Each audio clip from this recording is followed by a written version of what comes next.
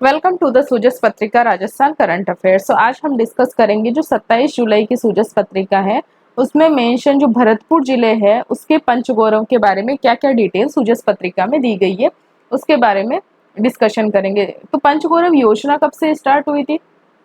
देखो डेली हम बता रहे हैं 17 दिसंबर 2024, तो डेली डेली ध्यान रखोगे तो ये एक दिन तारीख याद हो ही जाएगी। ठीक है, तो 17 दिसंबर 2024 से ये पंचगौरव योजना स्टार्ट हुई है। आज हम पढ़ेंगे भरतपुर जिला है उसका पंचगौरव कौन कौन से हैं। सुरमय केवलादेव जो नेशनल पार्क है वो कहाँ पर है? भरतपुर में है। और शहद इसका एक प्रोडक्ट है और पावन कदम इसका एक वृक्ष है। वृक्ष क्या है? कदम का पेड़ है। ठीक है, अब भरतपुर के बारे में बात करते हैं, क्या क्या चीजें यहाँ पे भरतपुर के बारे में डिस्कस करी गई है। तो भरतपुर है ना राजस्थान का पूर्वी द्वार है, क्योंकि ये ईस्ट के पूर्व में है ना। अगर देखा जाए तो भरतपुर क्या है कि राजस्थान का पूर्वी द्वार है। ऐतिहासिक, सांस्कृतिक और पौराणिक दृष्टि से अत्यंत महत्वपूर्ण जिला है। इसका नाम भगवान भरत पर पड़ा है। नाम जो इसका भरतपुर पड़ा है, भगवान भरत पर पड़ा है। तथा 1733 में जो महाराजा सूरजमल थे, इधर जाट राजवंश हुआ करता था भरतपुर में, है ना। तो 1733 ईस्वी में महाराजा सूरजमल ने इसकी स्थापना करी थी। यहाँ का जो लोहगढ़ किला और बरेठा बांध है विशेष रूप से प्रसिद्ध है। क्या? लोहगढ़ किला एंड बरेठा बांध।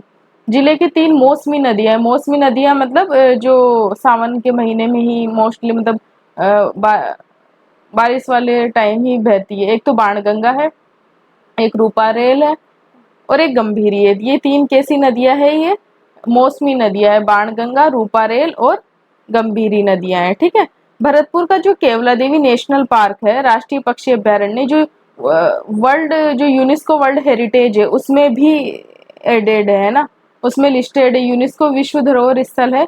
प्रवासी पक्षियों का प्रमुख केंद्र और पर्यटन का आकर्षण है। भरतपुर जिले के लिए जो पंचगौरव योजना है और है ना जो केवला देवी नेशनल पार्क था, इसे 1985 में है ना यूनेस्को वर्ल्ड हेरिटेज जो साइट्स है उसकी लिस्ट में ऐड कर लिया गया था। ठीक है, भरतपुर जिले के लिए जो पंचगौरव कार्यक्रम के तहत एक जिला एक उपज की बात करें ना, क्रॉप की, तो वो क्या है? शहद है। ठीक है, क्रॉप की बात करें तो वो शहद है।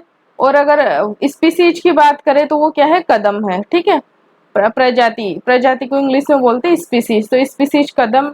कदम में उत्पाद की बात करें है ना, तो जो एग्रीकल्चर बेस्ड प्रोडक्ट है। ठीक है, और एक पर्यटन स्थल की बात करें तो जब केवला देवी नेशनल पार्क है। और अगर खेल की बात करें तो वो क्या है? कुश्ती है। तो ये है भरतपुर के पंचगौरव। अब हम देखते हैं कि क्या क्या डिटेल्स इन्होंने दे रखी है डिटेल में। ये देखो केवला देवी नेशनल पार्क है, तो यहाँ पे पक्षी वगैरह है। तो केवला देवी नेशनल पार्क, घने वृक्ष, तालाब और शोरगुल से दूर ये स्थान पक्षियों के लिए स्वर्ग माना जाता है। तो पक्षियों के लिए स्वर्ग किसे माना जाता है? केवला देवी नेशनल पार्क को। इसे 1971 में संरक्षित पक्षी अभ्यारण्य तथा 1985 में ना जो यूनेस्को वर्ल्ड हेरिटेज सूची में ऐड कर लिया गया था। ठीक है, यहाँ राजस्थान की संख्या, यहाँ हजारों की संख्या में विदेशी दुर्लभ पक्षी प्रतिवर्ष क्या है? सर्दियों में आते हैं, अपने घोंसले बनाते, प्रजनन करते थे, गर्मी की शुरुआत होते ही वापस अपने देश चले जाते हैं। ठीक है, लगभग 230 प्रजातियां है ना यहाँ पर देखी जाती है। 18वीं सदी के मध्य भरतपुर के दक्षिण पूर्व में एक छोटे जलाशय के रूप में घना पक्षी विहार निर्मित किया गया था, है ना। 18वीं सदी में भरतपुर जो है उसके दक्षिण पूर्व में एक छोटा सा जलाशय घना पक्षी विहार के नाम से, आज इसे विश्व का सबसे ज्यादा ज्यादा शानदार व आकर्षक पक्षी विहार होने का गौरव प्राप्त है। केवला देवी नेशनल पार्क में बर्ड वाचिंग केवला देव को एशिया का सबसे अच्छे पक्षी क्षेत्रों में गिना जाता है, जो है ना मतलब वर्ल्ड लेवल है ना इसकी पहचान है। बर्ड वाचिंग जो सेंटर है केवला देव का, उसकी केवला देव नेशनल पार्क में। तो ये तो था केवला देव नेशनल पार्क के बारे में जो डिटेल सूजस पत्रिका में दी गई है। नेक्स्ट अगर बात करें इसकी वनस्पति के बारे में, वनस्पति मतलब हो गई स्पीसीज। ठीक है, तो स्पीसीज क्या है? कदम है। कदम का ये पेड़ है और इसका अगर साइंटिफिक नेम पढ़ते हैं तो वो क्या आता है? नियोलामार्किया कैडम्बा, ये इसका साइंटिफिक नेम आता है। कदम क्या है? अत्यंत सुंदर, पवित्र और औषधीय गुणों से भरपूर भारतीय वृक्ष है। कदम का पेड़ भारत में सामाजिक, सांस्कृतिक और धार्मिक दृष्टि से अत्यंत महत्वपूर्ण माना जाता है। ये कदम का वृक्ष किससे जुड़ा है? भगवान कृष्ण से जुड़ा है और पवित्र वृक्ष के रूप में पूजनीय है।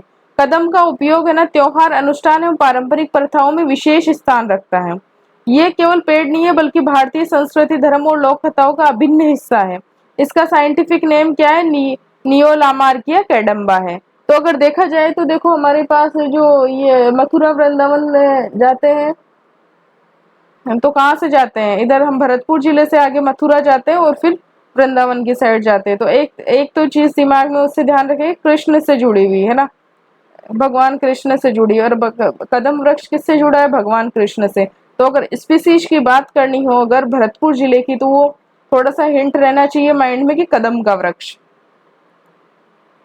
नेक्स्ट है अगर प्रोडक्ट की बात करें तो प्रोडक्ट तो क्या है कि इधर है ना सर, जो एग्रीकल्चर बेस्ड प्रोडक्ट होते हैं।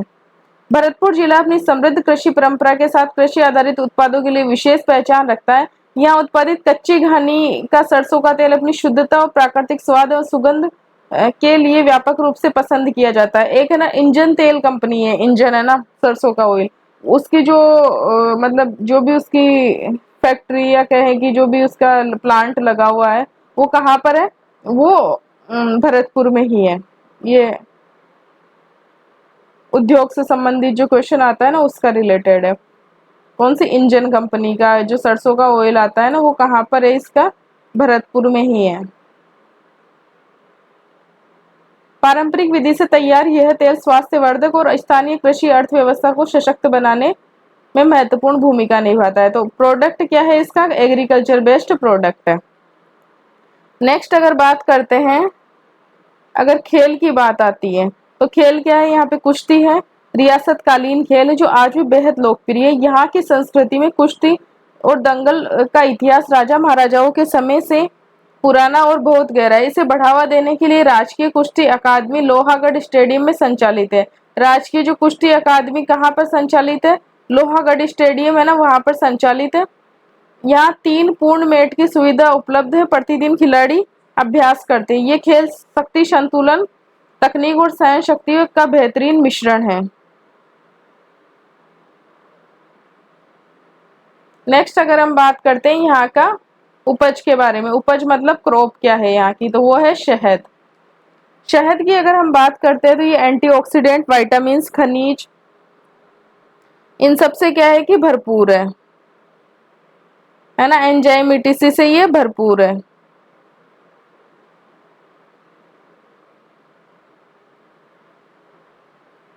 जो स्वास्थ्य के लिए अत्यंत लाभदायक है। शहद का प्रयोग है ना भोजन और पेय पदार्थों के साथ साथ सौंदर्य प्रसाधन और औषधियों में भी किया जाता है। ब्यूटी प्रोडक्ट्स में भी करते हैं और जो आयुर्वेदिक मेडिसिन होती है उनमें भी किया जाता है। भरतपुर में मधुमक्खी पालन की जो स्टार्टिंग हुई थी ना, वो कब से हुई थी? 1992-93 से हुई थी। मधुमक्खी पालन खासकर सरसों की खेती के साथ साथ एक महत्वपूर्ण कृषि आधारित गतिविधि बन गई है। मतलब वहाँ पे सरसों के फूल रहेंगे तो मधुमक्खियाँ क्या है कि आराम से शहद बना सकती है। तो एक है ना मतलब सरसों की खेती के साथ साथ उसी पे बेस्ड है ना, ये भी एक महत्वपूर्ण गतिविधि बन गई है और ये इनका एक उपज बन गई है, क्रॉप बन गई है। तो ये थी भरतपुर जिले के पंचगौरव योजना। सो होप सो आपको सूजस की डिटेल डिस्कस करी जो समझ में आई होगी अच्छे से। So thank you so much for watching this video and इसी तरह के सूजस के अपडेट के लिए आप चैनल को लाइक, शेयर एंड सब्सक्राइब करें and share with your friends also.